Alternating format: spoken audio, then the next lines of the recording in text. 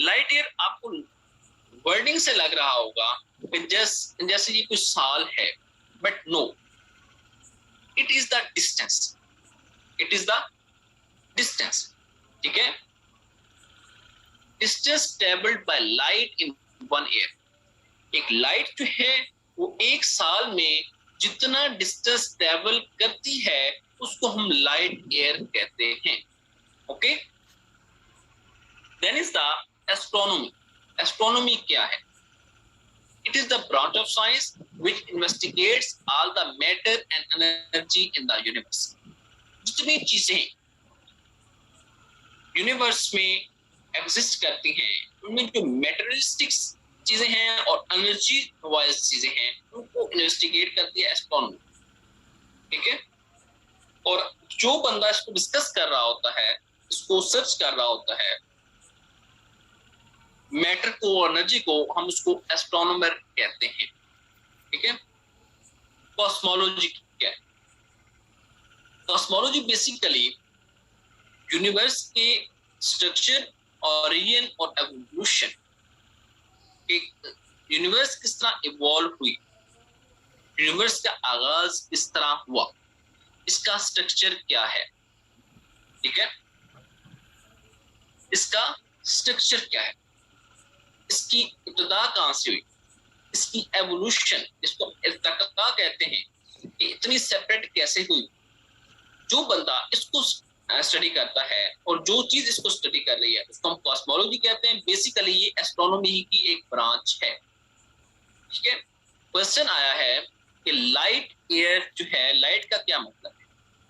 आपके पास light rays आ रही, आप कभी आपने शायद देखा होगा कि स्टार है, सोलर सिस्टम है, गैलेक्सी है, यूनिवर्स है, these are all the celestial bodies, asteroid है। तो उनकी मूवमेंट और उनकी relative position means in comparison कि कौन सी चीज किधर है और उसके रिलेटिव में कौन सी चीज उसके करीब है या दूर है। ठीक है, उनकी पोजीशन जो है उसकी स्टडी को हम एस्ट्रोलॉजी कहते हैं। ठीक है, तो ये सारी चीजें हैं। और आगे आप अगर देखें कि उनके साइजेस में asteroid smaller in size than moon, then sun, then stars, other stars। ठीक है, stars मैंने आपको बताया कि बड़े भी होते हैं, sun is also a star, then is solar system, then is galaxy जिसको हम कहकशां कहते हैं। आपको मैंने बताया कि we exist in the basically astronomical unit क्या है। आपको मैंने इन डायग्राम शो किया है, ये सन है, ये अर्थ है, इनके दरमियान जो डिस्टेंस है उसको हम मेजर करते हैं in the form of astronomical unit. ये रिप्रेजेंट कर रहा होता है कि कितना डिस्टेंस सन और अर्थ में है। ठीक है, the AU is approximately 150 million kilometers or 93 million miles।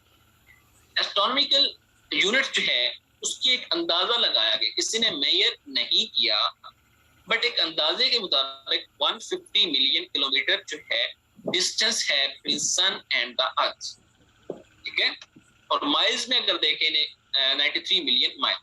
In 2012 international astronomical union defined the distance to be 149,597,870,700 metre, means almost 150 million kilometre. ठीक है, अगर राउंड ऑफ करें तो इट्स बिकम 1/5 लगता है। लाइट ईयर बेसिकली डिस्टेंस है। It is a distance that light travels in vacuum in 1 Julian year.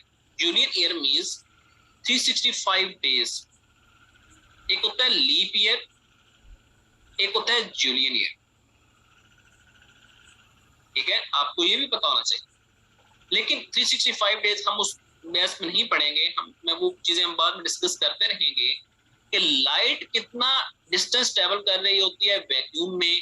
ठीक है, in 1 Julian year that is of 365 days which is, अब कितना डिस्टेंस ट्रेवल कर रही है वो आगे डिस्टेंस गिवन है। ठीक है, वो आगे डिस्टेंस आपको गिवन है, ये आपने याद कर लें। Then is the theories. Basically theories जो हैं about the creation of universe.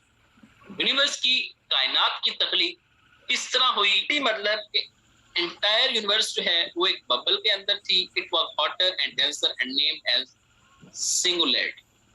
Then explosion resulted and universe created. एक हादसा हुआ, एक धमाका हुआ, ठीक है, और यूनिवर्स जो है उससे बन गई.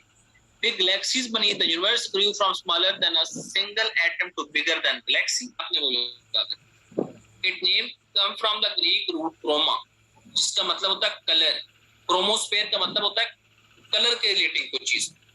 Because it appears brighted when viewed during the solar eclipse, a thin transition region where temperature rises sharply separates the chromosphere from the vast corona above.